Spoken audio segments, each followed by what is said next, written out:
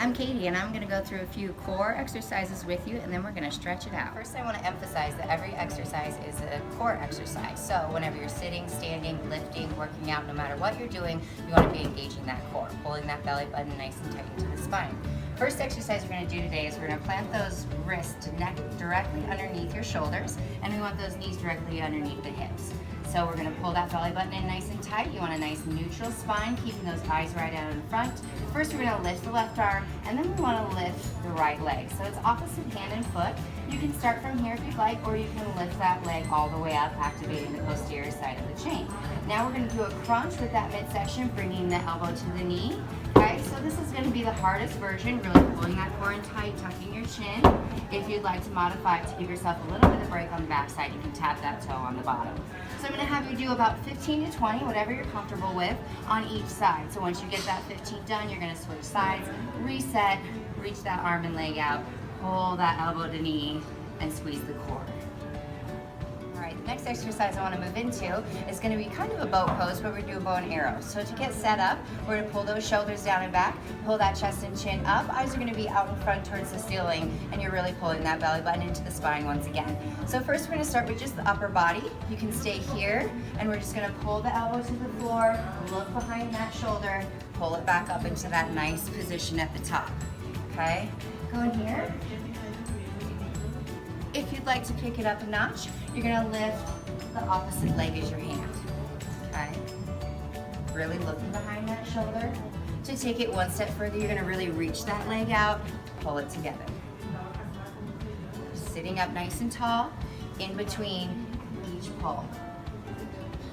Don't forget to look behind the shoulder, eyes up in the middle when you reset. Really working that spinal rotation and pulling from the oblique with each movement.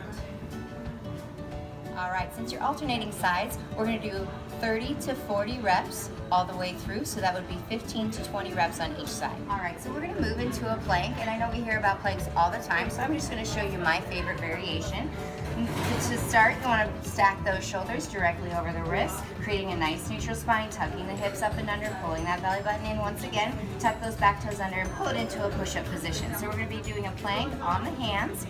You're going to drive the knee into the elbow, bring it across to the other elbow, back to this first elbow, pull it down back into plank. We're going to alternate your sides, okay, keeping that core engaged all the way through. As you can see, I'm already shaking a little bit. This one's a tough one. So we're gonna have you do 10 total, 5 to each side, and then you can repeat all of those exercises 2 to 3 times through, depending on how much time you have in your workout that day. All right, I always suggest a nice static stretch at the end of your exercise. If people ask me the best way to age, I say stretching or yoga, okay? Keeping that range of motion in your entire body is gonna allow you to move for a longer period of time. So we're gonna start with my first favorite stretch. As always, we're beating a dead horse here, but we wanna get that posterior chain and do the hamstring stretch. You have the option to do one side at a time, so you can pull one leg in, reach it out. What the trick here is to keep your back nice and flat. So you're gonna push that chest and chin towards your foot, nice flex foot. Okay, you should feel a pretty good stretch here. Now, if you wanna take a big breath in and then exhale, rolling into it, you're working all the way up into that neck, tucking that chin in nice and tight. Feeling a nice good stretch all the way from the top of your head, down the spine, down the hip and glute, and into the bottom of that foot. So taking a few deep breaths, every time you exhale, you should be able to sink a little bit deeper into that stretch. Go for about 30 seconds to each side. Now that we've got that back side, we're gonna move into stretching out the side of the body. So we're gonna take that right leg, bring it around behind us, opening up that hip and quad, and then we're gonna pull the left foot into the inner side of the thigh. Sitting up nice and tall, we're going to take the first part of our stretch, planting that bottom hand and reach all the way over to the side. Pause for a few seconds, take a big breath in, and exhale into the other side. Really feel that side of the body elongating. Oh, it feels so nice. Just go through it a few times, holding 5 seconds at each side. And then we don't want to forget the other side, so you're just going to flip it over, and you're going to bring the left leg behind you, right leg to the inner side of that thigh, sit up nice and tall, and you're just going to move through that position once again. Opening up the side of the body, giving a nice little pause. No one's symmetrical, so one side might feel a little bit better than the other. If it does, hold there for a few seconds longer. You can feel what you're feeling and I can't. So if anything feels really good or like it's stretching out really nicely, give it a nice little hold and tug. All right, this next one's my favorite because it's multi-purpose. We're gonna be stretching the chest while also rotating for that lumbar spine and getting a little stretch in the hip. You can do this one in bed, and I suggest doing it every day. It also feels good, get you nice and loose before you wake up and get out of bed. So we're gonna bring it down onto our back, which as you wake up, you're already in bed. Go ahead and plant those feet into the mat or your bed. You're gonna open up that chest into a field goal post position, 90 degrees in the elbows, and we're just gonna rock to one side, giving a nice little hold, keeping those shoulders planted.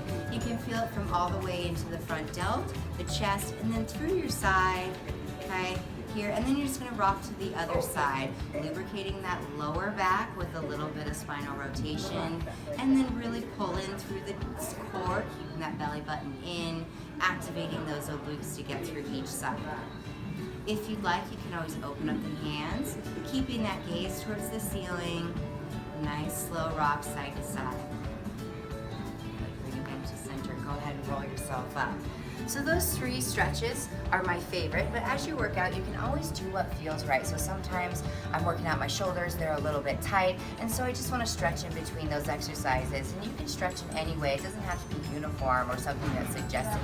Sometimes I just kind of reach down and I get a little stretch, no matter where I feel. If I feel a little tight, I get that stretch in. So hopefully now you have a few tools in your belt for a little stretch at the end of each workout. And you guys have a great day. Hopefully we'll see you here at St. Mary soon.